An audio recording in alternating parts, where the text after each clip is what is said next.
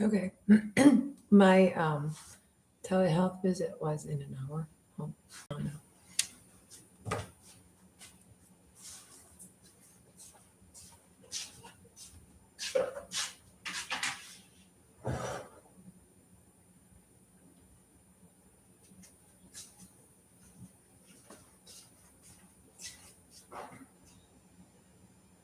Neighborhood in 18 years was highly traumatic for Donald Trump. It was a garbage dump for dunces and disturbed rich kids, put in the hands of disciplinarians who made them don a uniform and ascend powerful virile convictions. Some tried to survive by playing on the weaknesses of the system. Military schools for young men always have a reputation of being essentially prisons, reform schools. A military school is largely run by adolescent boys. And in my experience, there's nothing crueler than to be run by adolescent boys. So he had to learn to become a big boy. And this was part of the military school training.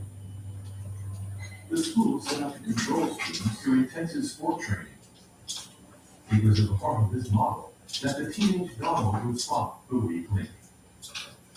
So Donald told me about a lot of horrors about hazing and so forth. And the worst horror was this man, Theodore Device. It just was, he said he was a monster. I did find him a monster. On the one hand, there were some boys he liked very much, and others he didn't. I remember that David Bias, he would come in just like he was one of the boys and take a shower. And there was something kind of perverse about that, too. And so I believe Donald learned how to manipulate the bias to get his own way. And I think that's the beginning of the Donald Trump that we know.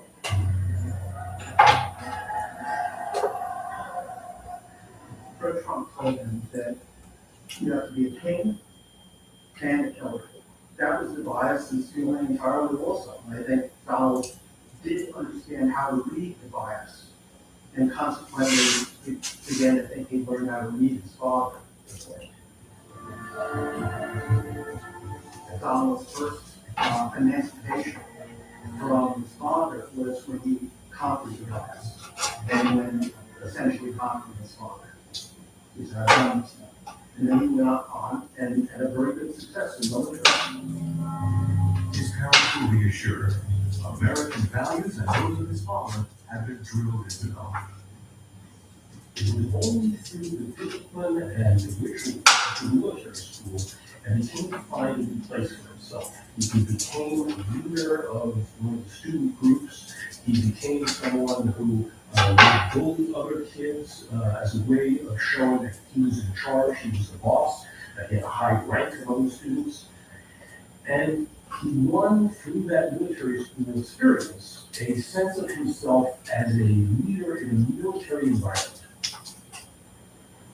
Trump Village in Coney Island was Fred Trump's crowning glory, a complex of 7 vast housing blocks built in the 60s. This provided Donald with his first experience in real estate alongside his father. Fred Trump was his father. Saw what his father did. Saw his father's own business practices of being, pushing everything to the limit. Always looking for the way to make something that was profitable even more profitable. Donald's ascension alongside his father was the result of one of those tragedies that families would rather remain hidden. That of Fred Jr., his older brother, a handsome and sensitive man, not out of step with the arrogant despotism of his father. Some parents murder their children because they have not sufficiently liked them. Come on, make way for Donald, who's like me only worse, and so much the better. Fred was that boy who died from alcohol abuse, and was really had a terrible downward trajectory in his life. At the time he died, he was a groundskeeper, a very low paid job, and not the job that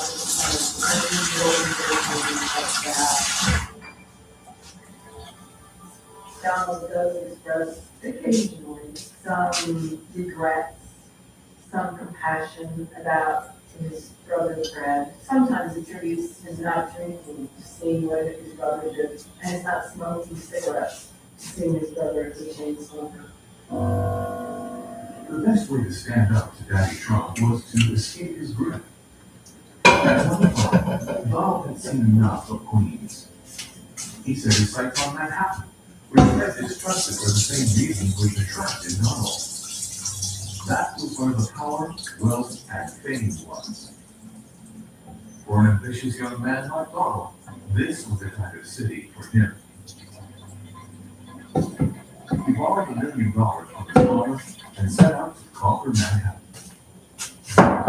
It was all the more exciting, given that New York was virtually bankrupt at the time. At that time, no one was making any investments in New York City. There was a great increase in welfare, a tremendous increase in crime. People were afraid to walk the streets. Probably during the 4 to 5 years or 6 years, we must have lost about 40 or 50 headquarters companies, which were the heart of what New York City corporate business was all about. And what impressed me most about Donald was willingness to invest time and money into an area that everybody else was trying to leave. He was very young. I believe he was in his early 20s at that time. He was full of confidence. He had a fresh, laid out him. Scouting for opportunities in Manhattan, Donald spotted the Commodore, a vast and run-down hotel. But to buy it and plan its renovation, he needed a huge tax break from the city of New York. It was an obsolete hotel and was just about ready to shut down. He walked into my office and started showing me pictures of the Commodore Hotel and what he wanted to do. And that real estate tax abatement was necessary for the feasibility of the project. So all of the other developers and all of the other financial people thought that he was making a big mistake, and they attributed that to his lack of experience. Enter Roy Cohn, a fearsome attorney who would take care of anyone that stood in Donald's way. A former chief counsel of Senator McCarthy in the communist witch hunts, he had played a prominent role in sending spies Julius and Ethel Rosenberg to the electric chair. As far as this committee is concerned, sir, I would say we can continue the way we were before, exposing these companies, these traders, getting them out of defense plans, getting them out of positions in the Army and other places. Roy Cohn was the darkest figure in American politics. The whole Hartley era in the 1950s was his stand on America. He later became a person who was just downright evil. He had this real charm, and then behind the scenes, he could threaten everybody. Or he would tell you, you should really watch yourself. What better than a gay attorney, always flanked by his athletic, blonde companions, to dutifully serve the handsome ladies' man who wanted to take Manhattan by storm?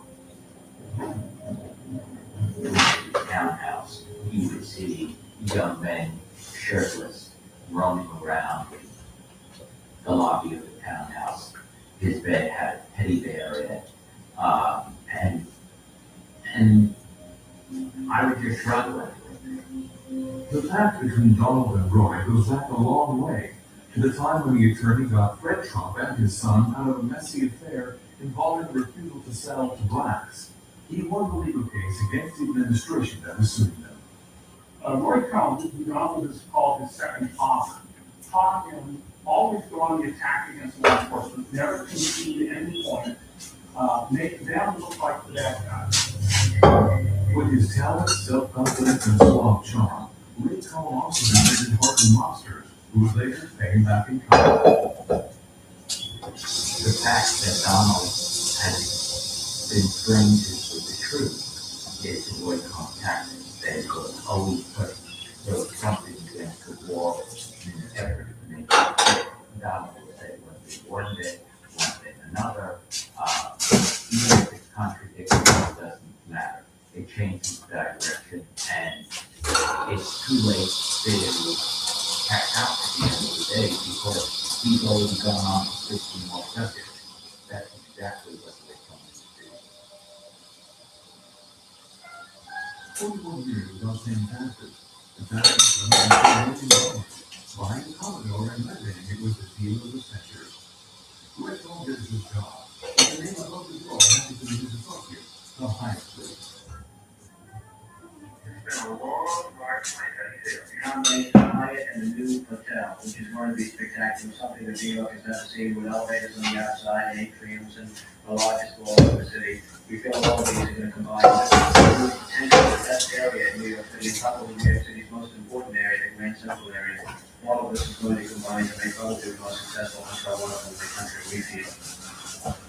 The inauguration ceremony was his first contact with the new mayor of New York, Ed Koch, a top character who was not happy about the tax reduction given by his predecessor, and he prepared himself for the next city council.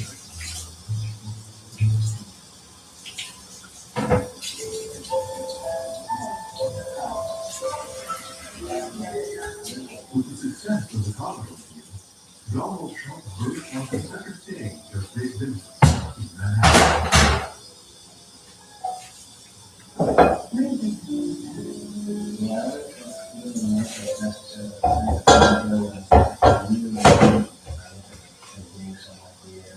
I think I just basically I drive and what I do, I enjoy what I do in my life, what I do. And it's not that I'm looking for anything, I just enjoy it, only that I'm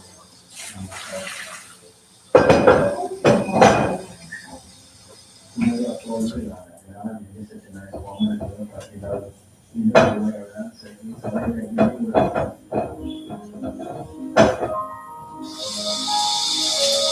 Ivan Zamatrova, the former Czech ski champion, has come a long way before he made it in Manhattan. As a result, he wasn't cheap enough to attract one of the snobbish Park Avenue. He sure it was a very good convenience, in which love was mainly for golf between a couple who shared the same thing, and he was the pleasure of shocking the truly wealthy by taking as much money as possible.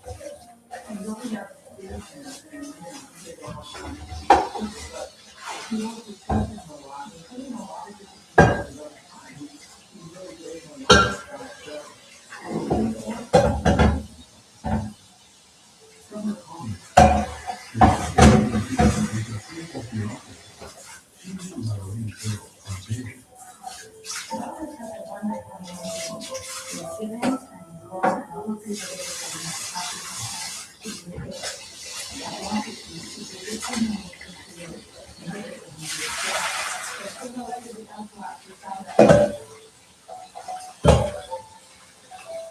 You like the Donald Trump makeover? You're gonna love Trump Tower at the heart of Manhattan's Midtown Business District. This time, there's no question getting the wrong address. Donald's name is on the front of the building. The finest piece of real estate, considered to be the finest piece of real estate in the world, is at the corner of 6th Avenue and 57th. That's the 50th corner in the world.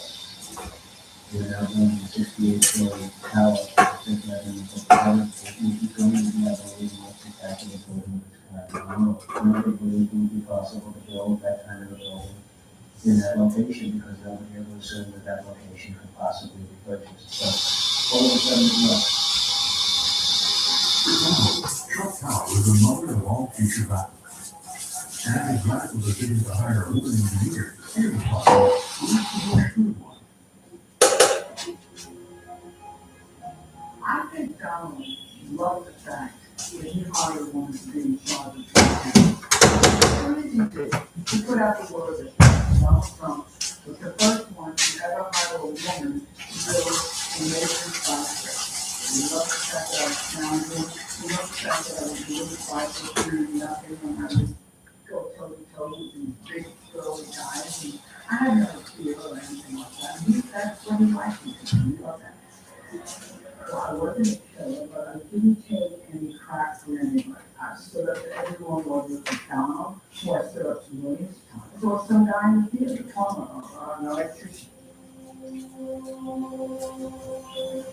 He could be extremely mean. He had a crew on that worked for him, and he treated them terribly. He embarrassed them in front of us. And he said sweetness and exploited.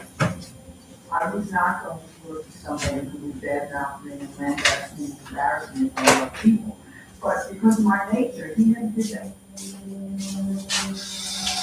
John and I were very close, very close.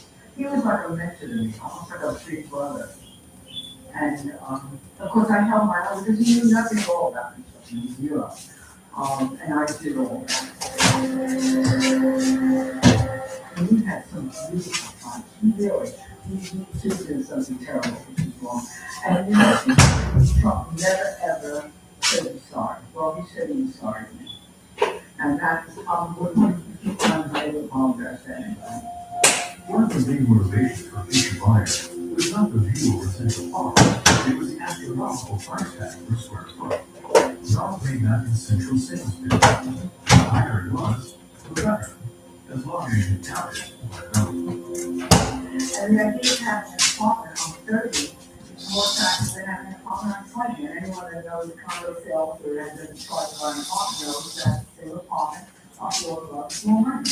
So that was the question, that he would increase the hour of the apartment by making it 20% more higher.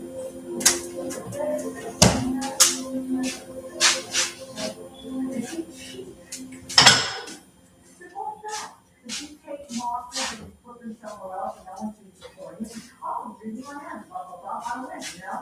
And he did, and he did it all right. He followed the rules and he went around things. Ed Koch and his full staff honored the inauguration with their presence. Fred Trump, who Barbara Redd nearly threw out of a window in exasperation at his interventions, was very proud of his son. Excellent, fantastic, unbelievable. The air has created such a tremendous atmosphere with respect to safety that European people from all over the world come to the cool city of the world. And I think a large part of that is due to the tremendous notice There's nothing wrong with being rich. I wish more people in our world wealthy and could afford to move into this co-op. By the way, he was a chip off the old rock. This is another Fred Wright, who has done a remarkable job. Indeed, but everyone got the picture. There was now only one Trump that counted in the family business. At 38, Donald Trump joined the pantheon of captains of industry, whose legendary status was cultivated by capitalism. He's an American phenomenon who's had, I would say, a more profound effect on this city and changing its face and changing its image than any other person.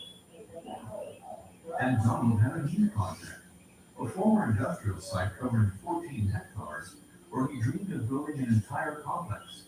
But he would, of course, have to go through Ed Koch for another tax break and a whole host of construction permits. This is literally that's not it. And that's not a big span. When you look at that right. The mayor had put these formalities in the hands of his deputy, Ruth Messinger, who was likable but inflexible. I was regularly saying, you want a tax abatement so somebody will build some low-cost housing in the Bronx? Of course. You know, it will be allowed before they build, it will be allowed when the money comes in. And we need that kind of housing, but to give a tax abatement for a major office building or hotel always seems foolish to me. I do remember him trying to be charming. I didn't like his charm. Maybe I should explain to you what it is. That's correct. It's nice to see that the buildings stay unchanged. Apartment buildings. It was clearly in the interest of the city of New York that the project should go ahead, but not on the terms Trump demanded. We'll see how it all comes out. Especially since he just announced out of nowhere that the development was to include the construction of the world's tallest tower. And almost always the message was, like, you're so lucky, I'm going to build the tallest building in the world right here. Now, nobody want to say, didn't matter your politics, didn't matter your attitude, nobody wanted to talk to him. He was furious because of the like people disagreeing, which is pretty clear today. One solution to get around the obstacle was how it went with Koch himself. Ivana was sent on a charm offensive, but Koch turned a deaf ear when it came to the matter of the tower. That Koch led for the city. He was a common man, a poor man, a man of the people who came up. He knew the basics of life. He told people the truth, and he was out there on the streets where everyone could see it and everyone could touch him. He was a magnet to everyone. For Donald, taking on Koch was a big deal, because Koch was the biggest guy in the city, but by taking him on, he suddenly becomes equal to the lion. Koch never liked Donald Trump and never wanted to have any business with him. The mayor did not give in. His reelection was at stake, and too bad if it triggered a war of words. Like Donald, he was not going to shy away from a fight. Ed Koch is a man of little talent and little ability. He was really done a very bad job in New York, and he's got problems with it, because I'm the only one who goes around and says it. Everyone else knows it, but they don't go openly and say it. I have no further comment to make on Donald Trump. And that's the end of it. What else? That almost concerns me, that's the problem. First of all, coming from Donald Trump, how can our idiot mayor go to Nicaragua when he can't even run New York City? The return volley from Koch. In this day and age, one does not use terms like idiot and moron to be vituperative. In the end, it was yes, the tax abatement, since this had become the norm since the colonial. But it was a firm no to the tower, which never got further than the architect's law. It's a solid development that added a great many units of housing to the city. As you know, the people who live there now are taking his name off the buildings. Says something about how they feel, but he did a lot of building. Nobody would cheat him out of that. Trump was seeking an opportunity to patch things up with the mayor. And it so happened that Koch was bogged down in a problem that city bureaucracy was preventing him from resolving: the Central Park ice rink. I can tell you, if it weren't for Ed Koch and Henry Stern, we wouldn't be standing here today. So I'd like to introduce our great mayor, Ed Koch. Thank you. You just saw the modest Donald Trump. The ice rink had been closed for a very long time, and the project to restore it had not made an inch of progress in 13 years. Officials, unionists, and creditors were all in arms over it. Using his strong arm methods, Trump was able to get things moving again, while Koch turned a blind eye, and in 4 months, the rink was open for business. All was right with the world. The inauguration of the new rink was a great moment of political democracy for a wide-eyed New York. The mayor's responsible when something's not really well. And he basically came and said, I will come in and fix it. And he did. That was probably one of the cleverest things he did, one of the most effective, and it's probably one of the things that made Koch furious. Trump's office window looked out not only on the ice rink, but also on the Plaza Hotel, a sort of Renaissance chateau on Central Park. Trump overpaid for the plaza, but this luxury midtown hotel was the ideal place for Ivana.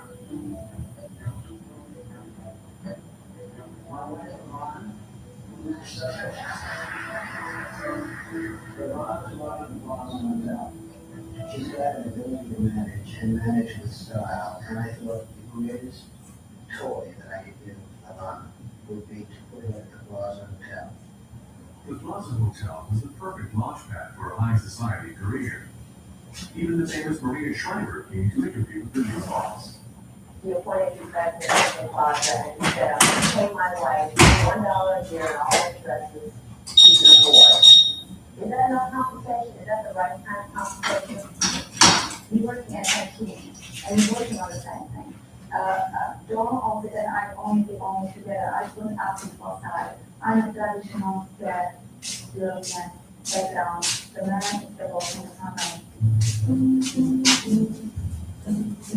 posted money and she made problems in the field that were not necessary. But, she did make some contributions. She had a hand in the design and also decorations and things like that. So she did play a role, and he functioned. The publication of The Art of the Deal positioned Trump as the quintessential self-made man for readers who did not look too close. In that book, which is told in the first person, he came off as this sort of charming rogue, this kind of bad boy, but with such a flair that you kind of laughed and thought, oh, what a clever guy. When I first interviewed Donald Trump in his office, I was looking for that person, and I couldn't find him. And I didn't even find a hint of him.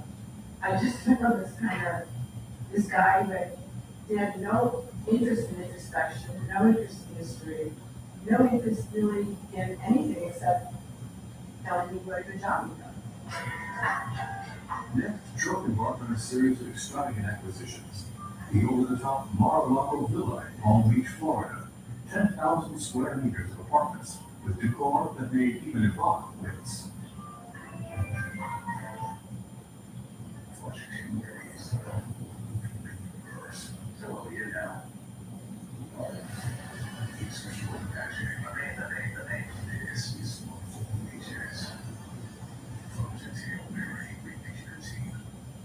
Air's Essential Mist Diffuser is cordless and portable.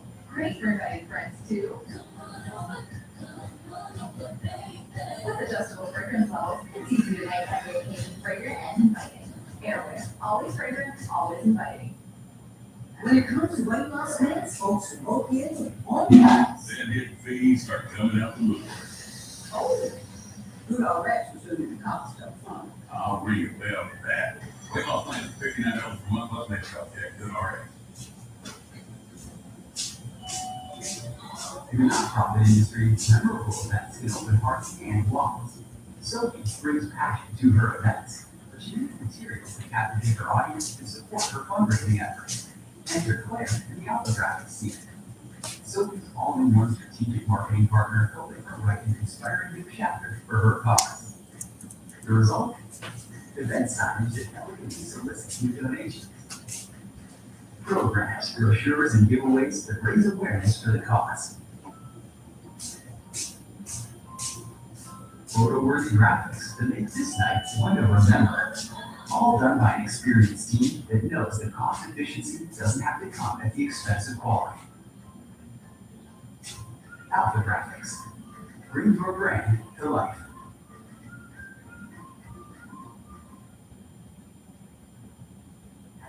But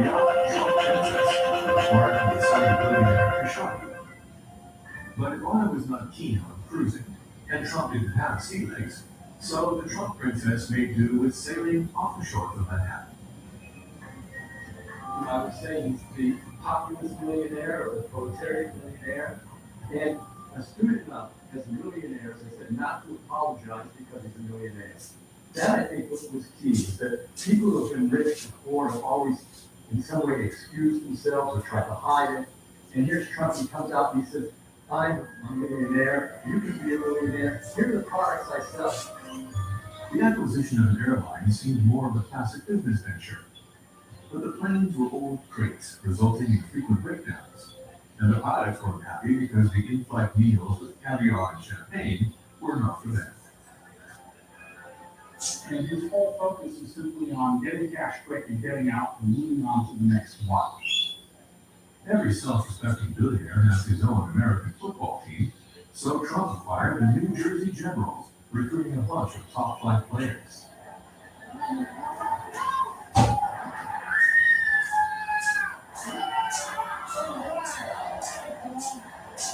You would totally be surprised if he came home one day and said, "No, I want to run for governor, I want to run for president." You're never surprised he's going, you never know what he's up to next. He's so surprised several times. Would you say, no, I don't want that? Or would you say, let's go for it? I think I would support my man. Trump's fortune spilled over to his family. and Roy Cohn was co-opted as the perfect new family cousin. But amid the New York lifestyle of the time, Cohn contracted AIDS. He denied the evidence and scoffed at his looming demise. I'll tell you what I will do. Roy Cohn dies, was McCarthy's chief aide. No matter what I do, good, fair, and different, that's what it's going to be. All I like it to be, I don't care about it. Roy Cohn's death was a disaster for Trump, who did not gauge the gravity of its consequences right away. The attorney had protected him from himself. He would no longer have anyone to clean up his mistakes and keep his megalomania in check. Donald said, "Where is my Roy Cohn?" And Roy Cohn was his protector, and that's what he's always looking for. Someone who could protect him and who could make sure that he gets by the day and doesn't get into trouble.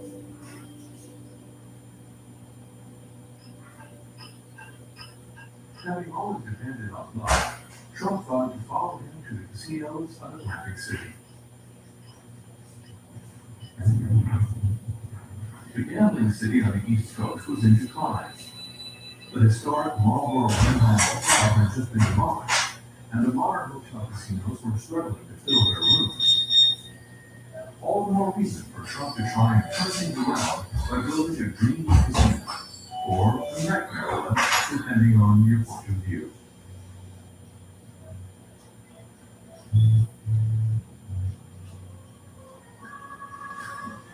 The grand opening of the Trump Taj Mahal Casino was held under a banner reading, "Have a great time."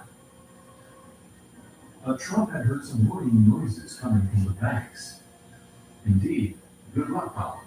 Keep up the showmanship. None of your creditors are ready to follow you in your inevitable downfall.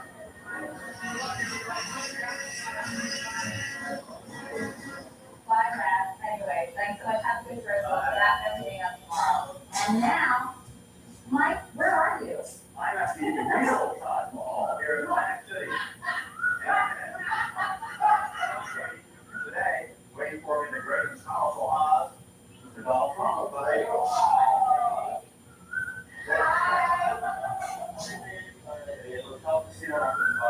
But you actually said that this is the real Taj Mahal. I don't know about the one in India, but this is the real thing.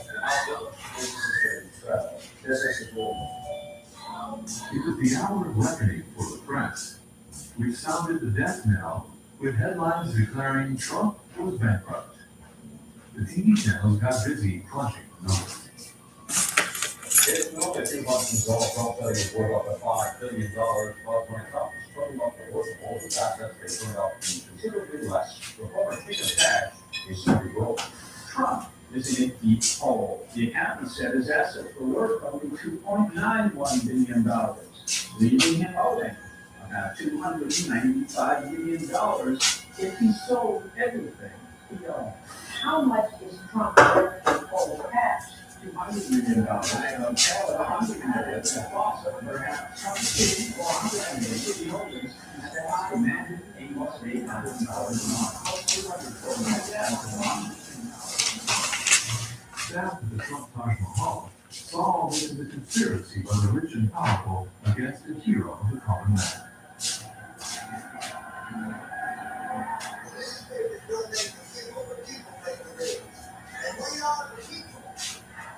As usual, Trump fell back on his legendary self-belief. There was only one way forward. He continued lying to them and to himself. The Taj Mahal set a record, the all-time record. Nobody wants to write about it. They want to write the negatives, not the positives. And that's okay, because that's what we're going to do with me anyway, I guess. Thank you very much. Thank you.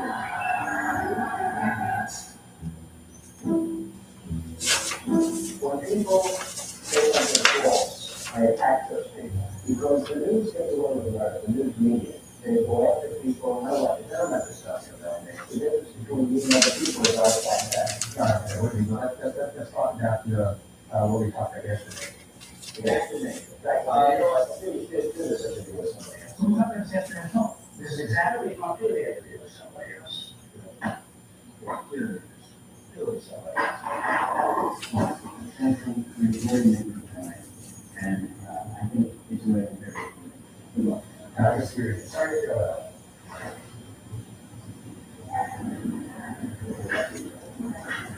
There's nothing that you didn't discuss on the phone about.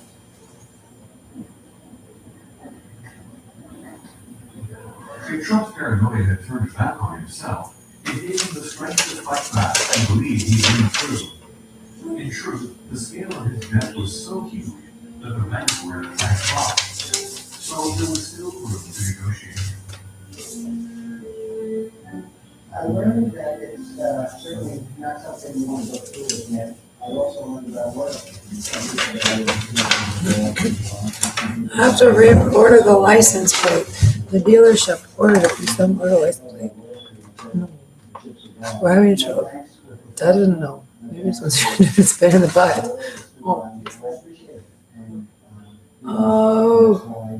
They ordered it for me at the dealership, and then I came by the house to deliver it, and something. The time had come to balance the books, and his priority was offloading Ivana, who still stuck He wasn't dressed like a.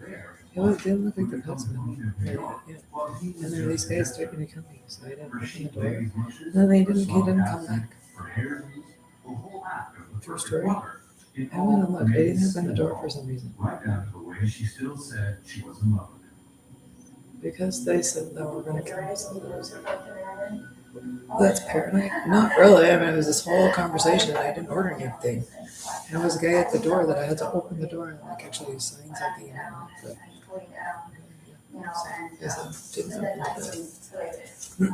No, I have to order it again. That was the postman. You couldn't see him? I don't know. I don't know how exactly I didn't check for the postman. Released from the tension of the previous months with some serious partying. These enthusiastic young women did not take much convincing to join in the fun. It didn't seem like a good idea to open the door because they said it was going to be something I had to do. When you're rich and famous, it's easy to grab girls by the pussy.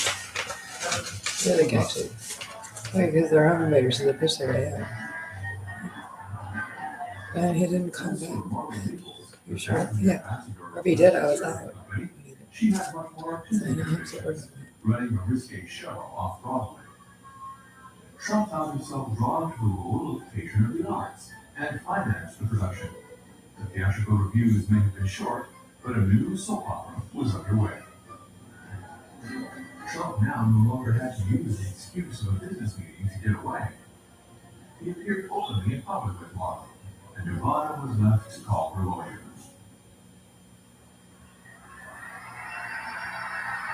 Outside La Grenouille, the most famous French restaurant in Manhattan, hundreds of reporters and paparazzi waited for Ivana, who had planned a discreet little brunch between girlfriends. Except someone had tipped off the press.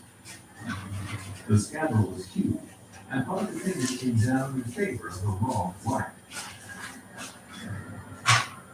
Ivana just had to follow the example of those meat-clad blondes. I remember this course, that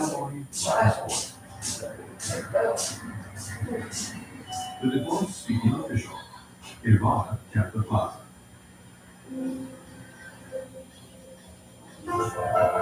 Mom looked delighted at the versatile little shipping. Yes, just like the jewelers. Marla even more so. She holds on tight to her life insurance. You can never be too careful. The next season in the series held no great surprises. After Marla, maintenance for Tiffany. Along comes Melania, the beautiful Slovenian mom. Or is it with him an Eastern European girl? As it turns out, his new wife is lacking in neither class nor character, and Trump, a new father aged 60, seemed caught off guard by the new family setup. Yeah, you would have lunch and then you go to school. Yeah, you have lunch and then you go to school. So he's had 3 wives, he's never been close to any of them. He's never shared a bedroom with any of them. He essentially has lived apart from his wives even within the marriage. No. He has led a very solitary, lonely life. and he has few if any friends. He really has very few people he can talk to, so he is sort of desperate for those kinds of connections. Washington always ignored Donald Trump, who was too mouthy and too corrupt, therefore dangerous. And yet, Trump had always taken an interest in Washington, at least when it coincided with his own interests. When Donald Trump ran for president in the 2016 election, it was the sixth time, that is, 6 times, that he had talked about running for president. So it wasn't a brand new idea.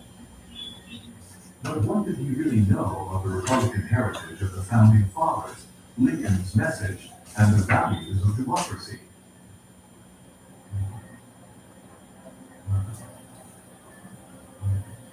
And he's never changed in any way. I was asking him about something he'd done in his 20s and how it had changed his life. And he said, no, you got me all wrong. He said, I haven't changed in any significant way since I was 7 years old. And he had that much insight into himself to realize that he really is unchanged.